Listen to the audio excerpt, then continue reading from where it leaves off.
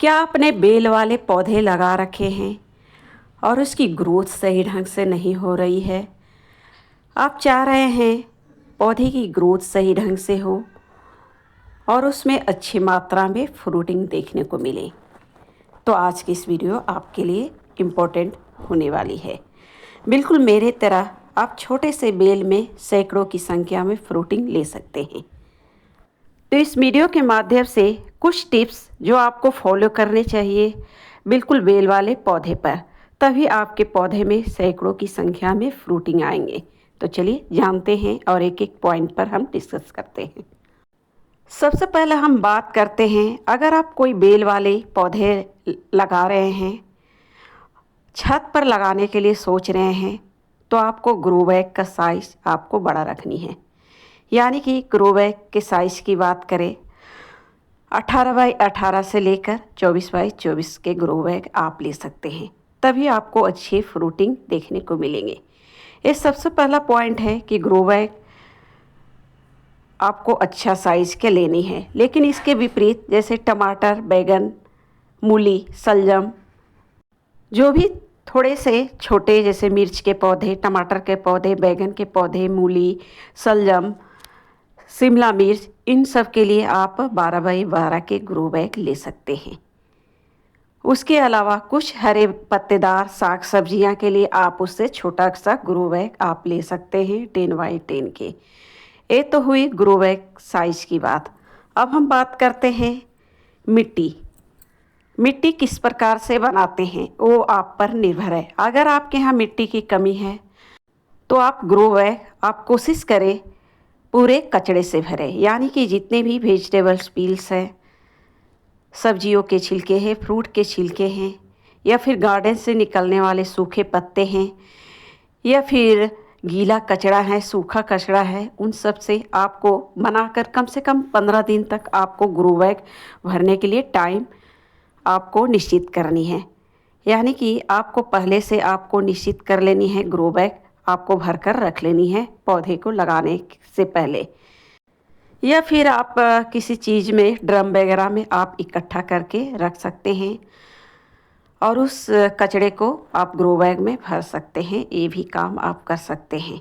इस तरह से आपको ये फ़ायदे होंगे, इसमें जो पौधे लगेंगे बिल्कुल हेल्दी ग्रोथ करेंगे और इसमें फ्रूटिंग की संख्या भी सैकड़ों की संख्या में आएंगे।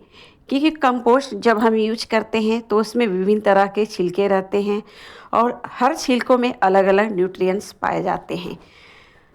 तो यानी कि अगर आप बाहर की कोई खाद ना भी दें तो ये कंपोस्ट में ही बहुत सारे फ्रूटिंग को बढ़ाएंगे। तो इस तरह से सॉइल आप भर सकते हैं, या फिर आप चाहें तो हाफ कचड़े से भरें। आपके यहाँ मिट्टी है तो मिट्टी का भी यूज कर सकते हैं। कचड़े की बात करें तो आप पेपर वगैरह भी यूज कर सकते हैं। कार्डबोर्ड है या फिर कागज़ के टुकड़े हैं, उन सब का भी यूज किया जा सकता है ग्रो बैग भरने के लिए। तीसरा जो पॉइंट है, अच्छी मात्रा में फ्रूटिंग लेने के लिए आपको धूप की व्यवस्था करना। जितने भी फ्रूटिंग प्लांट है जिसमें फूल और फल आते हैं उसे धूप की भी ज़रूरत पड़ती है। कम से कम उस स्थान पर रखें गमले या ग्रो बैग जहाँ से 4 से 5 घंटे की धूप मिले।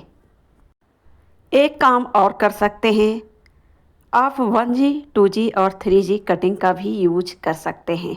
इससे भी आपको बहुत हद तक फ्रूटिंग लेने में आपको मदद मिलेगी। इस तरह से कोई भी बेल वाले पौधे लगाते हैं तो कम से कम 5 शुरुआती तौर पर 5 पत्ते पर, फिर उसके बाद जो ब्रांच निकलते हैं उसके 5 पत्ते पर आपको, यानी कि 3 बार आपको कटिंग करनी है। 1G, 2G और 3G कटिंग किस प्रकार से किए जाते हैं इसका वीडियो मैं पहले ही डाल चुकी हूँ, आप चाहें तो देख सकते हैं। इस तरह से प्लांट थोड़े से मजबूत होंगे और उसमें लगने वाले फ्रूटिंग की संख्या भी ज़्यादा मात्रा में देखे जाएंगे। तो फ्रूटिंग की संख्या बढ़ाने के लिए आप 1G, 2G और 3G कटिंग का भी उपयोग कर सकते हैं। इसके अलावा अगर आपके यहाँ पॉलिनेशन की कमी है तो आप कोशिश करें पीले फूलों वाले पौधों को आसपास लगा सकते हैं ताकि पॉलिनेशन अच्छी तरह से हो। कभी कभी जब हमारे बेल वाले पौधे में पॉलिनेशन सही ढंग से नहीं होते हैं तो उसमें से फ्रूटिंग भी कम आते हैं। आप चाहें तो हैंड पॉलिनेशन का भी यूज कर सकते हैं फ्रूटिंग को बढ़ाने के लिए। जितने भी बेल वाले पौधे हैं, बैगन है, मिर्च है, सभी में हैंड पॉलिनेशन किए जा सकते हैं। एक और important tips, fertiliser. Kitchen compost के अलावा और भी आपको एक्स्ट्रा फर्टिलाइज़र कुछ डालने की ज़रूरत पड़ेगी। जैसे आप वर्मी कंपोस्ट डाल सकते हैं, सरसों की खली डाल सकते हैं।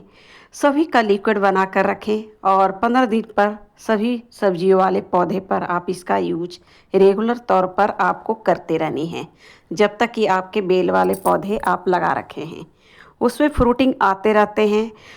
तो फ्रूटिंग आने के लिए रेगुलर बेसिस पर आपको फर्टिलाइज़र देने की भी आवश्यकता पड़ती है।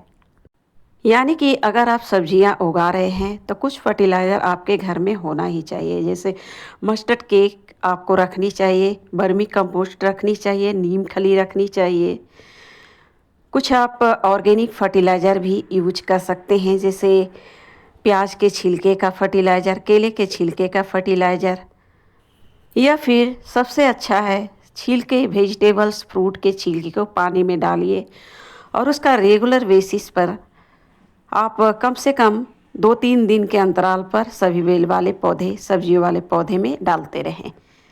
मैं हमेशा बनाकर रखती हूँ और उसी पानी का थोड़े थोड़े मात्रा में सभी सब्जियों वाले पौधे हो या फूल वाले पौधे में मैं डालती हूँ। यानी कि वेजिटेबल गार्डनिंग कर रहे हैं तो इन सब चीज़ों का होना बहुत ही ज़रूरी है।